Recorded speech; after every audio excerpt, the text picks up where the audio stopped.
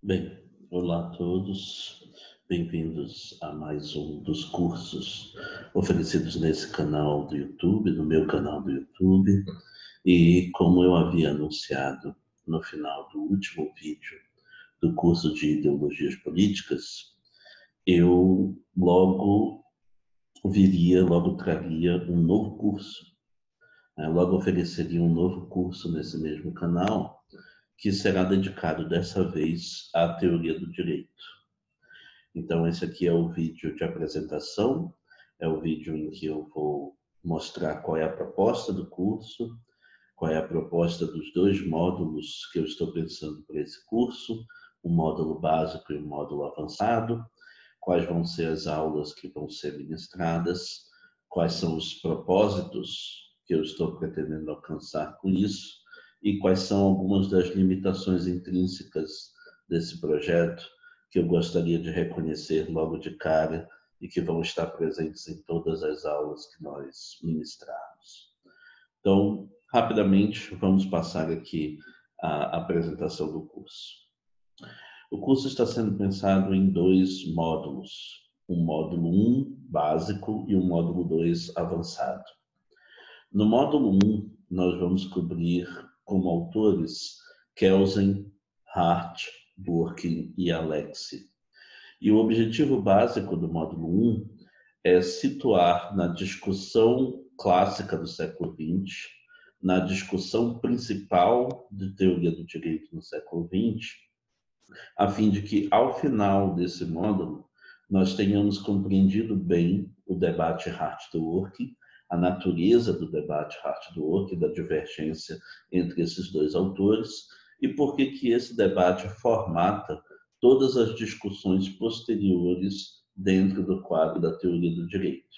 Então, compreender o debate Hart-Dworkin e as suas consequências é o objetivo principal desse primeiro módulo. Esse primeiro módulo, como eu já vou mostrar no slide seguinte, ele vai ser formado por 18 aulas iniciais. Essas 18 aulas iniciais serão dedicadas ao módulo básico. Em seguida, quando nós tivermos encerrado o módulo básico, fazer um segundo módulo, o módulo avançado. Nesse, nós vamos falar sobre neoconstitucionalismo no Brasil, e vamos falar sobre positivismo inclusivo, sobre positivismo exclusivo, sobre positivismo normativo, sobre o justnaturalismo neoclássico, sobre os estudos jurídicos críticos, de tal maneira que, dessa forma, nós possamos entender o estado atual do debate na teoria do direito e algumas das questões que continuam abertas e que são altamente controversas dentro do campo jurídico. Então, o nosso objetivo é basicamente esse, né? O objetivo é, primeiro, fazer um módulo básico para entender o debate Hart-Dworkin e as suas consequências, e depois um módulo avançado para que nós avancemos para as questões abertas e controversas atuais do campo jurídico. No nosso módulo 1, como eu havia dito, nós vamos ter um total de 18 aulas neste formato que está anunciado aqui. As datas estão alinhadas com as sextas-feiras de cada mês, de tal maneira que eu vou tentar fazer sempre a gravação na quinta-feira e disponibilizar o vídeo na sexta-feira, fazendo assim com que nós tenhamos a cada semana um novo vídeo do curso. O primeiro vídeo do curso, da primeira sexta-feira, do dia 28 de agosto, será dedicado ao que é a teoria do direito. Por que nós precisamos de uma teoria do direito, o que nós podemos esperar de uma teoria do direito e em relação a que nós temos que nos prevenir, quais são os perigos e riscos de uma teoria do direito. Vamos falar disso já no nosso primeiro vídeo, que vai ser o vídeo desta sexta-feira, 28 de agosto.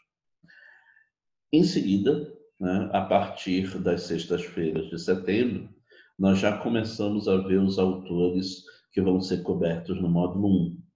Então, nós vamos começar falando sobre Kelsen, e a cada início de autor eu faço uma apresentação do projeto teórico geral daquele autor, No caso de Kelsen, isso vai se dar numa aula chamada Kelsen e o Neocantismo, que vai ser disponibilizada no dia 4 de setembro. Teremos, além disso, mais 4 aulas dedicadas a Kelsen, a teoria pura do direito. Uma chamada Direito e Natureza, em que nós vamos falar sobre qual é a natureza do direito para Kelsen, como é que Kelsen vê o direito tanto em termos de sistema como em termos de norma. Vamos falar em seguida, né, no próximo capítulo depois disso, na próxima aula depois disso, vamos ter uma aula dedicada a Direito e Ciência, em que nós vamos falar a respeito de norma jurídica e proposição jurídica, qual é a função da proposição jurídica, qual é a estrutura da proposição jurídica, o que significa dizer que ela é uma proposição condicional, uma proposição hipotética, como é que o raciocínio jurídico é dependente disso, etc. Depois, vamos ter uma aula sobre dinâmica jurídica, que é uma das partes mais famosas atribuídas ao Kelsen. Essa parte vai tratar sobre o que é sistema estático e sistema dinâmico, vai tratar sobre como é que um sistema dinâmico se estrutura na forma de uma pirâmide de normas, vai falar da constituição material como o topo dessa pirâmide, que necessita de uma fundamentação não positiva, que precisa da fundamentação da norma fundamental, o que é exatamente essa norma fundamental, que funções ela cumpre dentro do ordenamento jurídico. Tudo isso nós vamos tratar ao falarmos sobre dinâmica jurídica. E, finalmente, a nossa última aula de Kelsen será dedicada ao capítulo da teoria pura do direito, que trata da interpretação, que é o capítulo 8, em que nós vamos falar sobre a interpretação autêntica e não autêntica, a respeito de indeterminação das normas, a respeito de discricionariedade judicial, a respeito da separação entre o aspecto científico e não científico da interpretação. Tudo isso nós vamos tratar nessa aula específica. E aí nós vamos ter completado as 5 aulas sobre Kelsen. Entramos em seguida em mais 5 aulas, dessa vez dedicadas a Hart. A apresentação do projeto teórico geral vai ser na aula Hart e a linguagem ordinária, em que nós vamos ter a oportunidade de falar sobre a ligação de Hart com a filosofia analítica em geral e com a escola de Oxford, né, a escola da linguagem ordinária, em especial, mostrando quais são as ligações disso com o seu projeto teórico. Em seguida, a crítica a Austin, que vai cobrir os primeiros capítulos do conceito de direito, da obra principal de Hart, que são dedicados a fazer a refutação de uma compreensão imperativista do direito, de uma compreensão do direito como comandos de um soberano destinados aos seus súditos e garantidos por meio de coerção. Essa teoria, que é a teoria de Austin, ela é descrita e depois refutada por Hart com uma série de argumentos. Nós vamos examinar cada um desses argumentos e quais são as lições que esses argumentos trazem para a gente. Em seguida, o capítulo sobre regras primárias e secundárias, né, e agora passando pela parte do meio da teoria, aliás, do conceito de direito, nós vamos falar sobre o conceito hartiano de regras, sobre como ele se divide em regras primárias e secundárias, quais são os tipos de regras secundárias, quais são as funções que essas regras secundárias desempenham, e vamos nos centrar no papel da chamada regra de reconhecimento, que é um dos conceitos centrais da teoria de Hart. Em seguida, vamos falar do capítulo sobre interpretação e aplicação, que é o capítulo 7, né, do conceito de direito, e que está aqui na nossa aula chamada textura aberta das regras. E aí nós vamos poder falar sobre zona de foco e zona de penumbra das regras, o que é a sua textura aberta, o que é exatamente discricionariedade, o que Hart caracteriza como um caso fácil e um caso difícil, por que Hart acha que casos difíceis exigem uma espécie de legislação judiciária, ou uma legislação suplementar feita pelo judiciário com vista à sua solução. Na aula 11, nós vamos falar sobre direito e moral. É a última aula dedicada ao conceito de direito de Hart. é a aula em que nós vamos falar sobre a tese da separação entre direito e moral, da maneira como ela é proposta pelo Hart, e a tese do conteúdo mínimo do direito natural, com que Hart se contrapõe a esta teoria, com que Hart se contrapõe ao justnaturalismo. Em seguida, passamos para a parte sobre Dworkin. Vamos ter 3 aulas sobre a primeira fase do pensamento de Dworkin. E nessas 3 aulas, nós vamos falar sobre a relação de Dworkin com o liberalismo, como é que a primeira fase do seu pensamento pode ser visto como uma tentativa de reforma do liberalismo, tanto no aspecto político quanto no aspecto jurídico, e como isso ajuda a compreender alguns dos conceitos centrais da primeira fase do seu pensamento. Em seguida, vamos examinar o texto Modelo de Regras 1, que está em Levando os Direitos a Sério, capítulo 2, e que é a principal tentativa da primeira fase do pensamento de Dworkin de se contrapor a Hart, de fazer uma crítica ao positivismo em geral na forma de uma refutação das teses centrais da teoria de Hart, introduzindo um conceito novo, que é o conceito de princípios jurídicos, com várias das consequências que esse conceito traria consigo. Em seguida, vamos passar em um capítulo, que é o capítulo 4 do Levando os Direitos a Sério, que se chama Casos de Físis.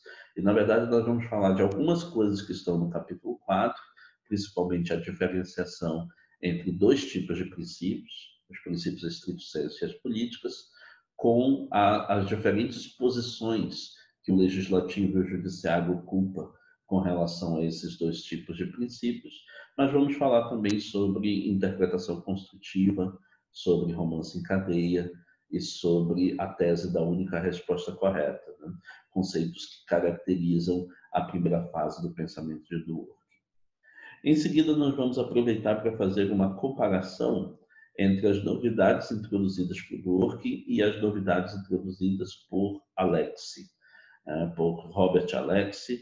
E aí nós vamos primeiro caracterizar o projeto de Alexy como um projeto que tem a ver com a teoria dos direitos fundamentais e com uma crítica da jurisprudência dos direitos fundamentais no Tribunal Constitucional Alemão. Isso nós vamos fazer na aula 15, chamada Alexy e os Direitos Fundamentais.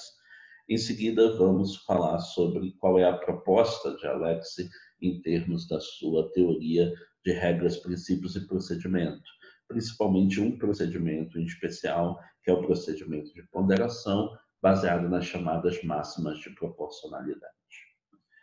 Finalmente, vamos passar para a resposta que Hart elaborou à crítica de Dworkin a ele, o chamado pós-escrito à teoria do direito, ao conceito de direito, que é onde a Hart responde às críticas de Dworkin, e ali se configura basicamente quais são os pontos de divergência entre Hart e Dworkin, para que nós saibamos a exata natureza do debate entre eles. Então, a exata natureza do debate Hart e Dworkin vai ficar mais bem configurado nesta aula aqui, na aula 17, sobre o pós-escrito de Hart.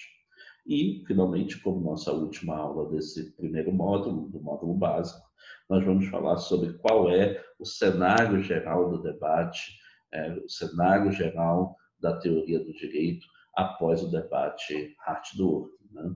Configurando um cenário que é dominado por 4 teorias analíticas do direito principais e o que essas 4 teorias representam entre si. Então, nós vamos fazer essa configuração final como conclusão, inclusive, do nosso módulo 1, do nosso módulo básico, na aula 18, no dia 25 de dezembro, que deve ser lançado no dia 25 de dezembro. Então, essas são as promessas do nosso curso, né? 18 aulas com esses conteúdos a serem lançadas na data de cada sexta-feira, para que nós tenhamos uma vez por semana, né? Cada vez por semana, uma das aulas do nosso curso. Quanto aos propósitos do curso, né? O curso tem alguns propósitos muito diretos e eu gostaria que eles ficassem bem claros já desde o princípio. O primeiro propósito, o mais óbvio de todos, é o de proporcionar uma introdução geral à teoria do direito.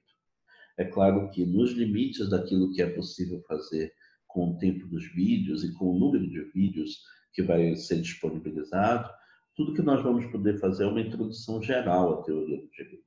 Nós não vamos fazer um exame muito aprofundado dos autores, um debate altamente detalhado a respeito das suas teses principais, que pudesse mostrar exatamente como é que eles chegaram a elas, construíram, de que modo elas podem ser interpretadas, como é que os seus críticos refutam essas teses, como é que eles respondem a esses críticos. Isso estaria no nível de profundidade que nós não temos como alcançar com o número de vídeos e com o tempo que nós temos disponível. Então, aquilo que nós vamos proporcionar é uma introdução geral à teoria do direito, com base na qual aquele que estiver interessado possa prosseguir os seus estudos, né? Possa passar diretamente para a leitura dos autores, dos seus comentadores, dos seus críticos e ingressar de cabeça, né, no debate da teoria do direito. Em segundo lugar, familiarizar com os autores e as obras principais. Esse é um dos nossos objetivos principais. Como vocês viram, as aulas não estão estruturadas por temas, elas estão estruturadas por autores. E mesmo quando eu toco em tópicos principais dos autores, é para passar por partes principais das obras que esses autores escreveram, para que nós entendamos o projeto teórico desses autores dentro do contexto da estrutura que eles forneceram para as próprias obras principais com que eles anunciam esses projetos. Então, isso faz parte também dos propósitos desse curso. Em terceiro lugar, compreender alguns conceitos e teses-chave. São os conceitos que esses autores tornaram extremamente famosos, são as teses mais interessantes e mais controversas que eles defenderam e sem as quais você não tem o nível de familiaridade necessário para conseguir entender a linguagem com que se discute as questões dentro da teoria do direito.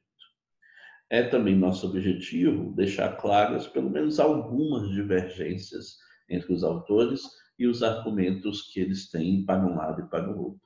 Os argumentos de um autor, os argumentos do outro autor, de modo que você esteja suficientemente bem informado para formar o seu próprio juízo a respeito de quais deles têm razão, a respeito de quais deles são os que deveriam ser levados em conta, ou se nenhum deles tem razão e alguma outra teoria alternativa ainda é necessária. Finalmente, quanto ao objetivo mais geral possível, né, nós queremos ampliar o horizonte tanto de percepção a respeito do direito, de compreensão de alguns elementos do direito no nível mais profundo do que nós costumamos ter na nossa experiência geral no senso comum, e de crítica do direito, né? Para que fique mais claro, inclusive, quais elementos são merecedores de crítica e de problematização e que tipo de argumentos teriam que sustentar essa problematização. Mas eu também quero reconhecer, logo de saída, algumas das limitações com que nós estamos trabalhando. O curso tem algumas limitações muito explícitas que eu estou assumindo logo de cara, porque elas vão estar presentes em todas as aulas. Em primeiro lugar, aquela que é a mais óbvia, assim que eu anuncio os autores e as obras, essa limitação fica bem óbvia, ele é um curso limitado ao cenário internacional, principalmente ao debate em língua inglesa, ao debate anglo-saxão, com alguns autores alemães intervindo de vez em quando. Nesse caso, então, ela está partindo de uma compreensão de teoria do direito que é bastante direcionada pelo debate anglo-saxão contemporâneo, não excluindo outras possibilidades como igualmente legítimas de fazer teoria do direito, mas nos centrando principalmente nos autores desse debate, porque os autores desse debate têm mais ou menos as mesmas premissas, as mesmas preocupações, têm o cuidado de rebater uns aos outros argumentativamente. Então, nós podemos capturar melhor a rede de debates que se estabelece entre eles, nos limitando a este cenário. Mas essa é uma limitação que precisa ser confessa de início, porque isso exclui né, a teoria do direito que foi formulada em vários outros países e por vários outros autores, inclusive aquela que tem sido feita no nosso contexto nacional e que tem a absoluta importância que precisa ser reconhecida, mas que não vai ser contemplada aqui nesse curso. Esse curso não tem o escopo de fazer também um histórico das teorias do direito no Brasil. Dois, né? Nós vamos ficar bastante limitados às contribuições teóricas dos autores, sem o devido exame das suas biografias e das suas afiliações, tanto teóricas quanto ideológicas, políticas, morais, etc. Nós vamos falar das contribuições teóricas dos autores, tais como elas se mostram nas suas obras, tais como eles apresentaram essas teorias. E por isso, né, ao não entrar no mérito a respeito da biografia dos autores e das suas afiliações, principalmente as suas afiliações morais, políticas e religiosas de natureza extrateórica, nós não vamos entrar no mérito da discussão sobre se eles veem as coisas de uma certa maneira porque isso está influenciado por fatores da sua vida ou por fatores profissionais ou por aquelas que são as suas convicções pessoais ou por acontecimentos particulares da sua vida, né? Essa é uma série de considerações que é bastante relevante para você compreender o contexto e os motivos pelos quais um autor acaba formando determinadas convicções, mas não é o tipo de abordagem que nós vamos fazer das obras. Nós vamos nos limitar às contribuições teóricas dos autores. Número 3, né, nós vamos estar limitados a uma apresentação didática inicial das teorias, sem a devida discussão sobre os vários intérpretes da mesma teoria, como distintos intérpretes interpretaram o que os autores estavam dizendo, e sem entrar na discussão sobre os críticos dessas teorias, né? Sem entrar na discussão sobre o que todos os críticos levantaram contra aquelas teses e as possíveis respostas desses autores a essas críticas. Então, como eu já disse, não teria fôlego suficiente para nós fazermos isso, tempo suficiente para nós fazermos isso, então nós vamos nos limitar mesmo à apresentação didática inicial das teorias. E, por último, nós vamos estar limitados às teorias tais como elas foram propostas nos livros, né, no campo teórico, sem entrar no mérito a respeito de qual foi a recepção que elas tiveram, as transformações que elas sofreram na recepção concreta e o impacto que elas tiveram no mundo real, que é bem diferente delas, né? Uma teoria, a proposta de uma teoria é bem diferente da sua recepção, o impacto da teoria é muitas vezes muito diferente dos efeitos que ela pretendia produzir. E esta sociologia das obras, essa sociologia jurídica das teorias, não está presente no nosso curso, né? É uma parte extremamente importante de saber a respeito das teorias, mas que não faz parte do escopo das nossas preocupações dentro do curso. E eu faço questão de que essas limitações, como eu disse, elas fiquem bem estabelecidas já desde o princípio, porque nós estamos tentando fornecer aqui uma contribuição introdutória que nós sabemos de antemão que é limitada e que, no entanto, nós esperamos que seja útil. Nós esperamos que ajude, de fato, aqueles que se interessam por saber mais de teoria do direito, que se interessam por entender melhor os autores e as obras-chave de teoria do direito, a terem um primeiro contato, a terem uma primeira introdução, com base na qual eles podem prosseguir os seus estudos por si mesmos. Eles podem ser apresentados para uma malha de textos que proporcionam uma profundidade muito maior de debate e proporcionam oportunidades muito melhores de compreensão do que aquelas que nós vamos apresentar. Mas é preciso começar por algum ponto. Esse foi o ponto pelo qual nós escolhemos começar. Esperamos que ele seja do gosto das pessoas que vão assistir e esperamos que ele seja útil como material de formação introdutória que possa ser utilizado, seja por aquele que está fazendo a sua formação autodidática, seja pelos professores que queiram recomendar aos seus alunos, ou por alunos que estejam buscando algum tipo de informação complementar às aulas e aos textos que tenham sido passados nos seus respectivos cursos, né? Ficamos, então, já no aguardo da primeira aula. A primeira aula vai ser dedicada ao que é a teoria do direito, vai ser disponibilizada na sexta-feira, dia 28/8, dia 28 de agosto, e a partir daí, todas as semanas, passaremos a ter um vídeo novo que seja dedicado a este nosso curso. Então, obrigado pela paciência de vocês nessa primeira exposição, e agora vamos ficar na expectativa da nossa primeira aula. Um abraço para todos, terminando aqui esse vídeo de apresentação.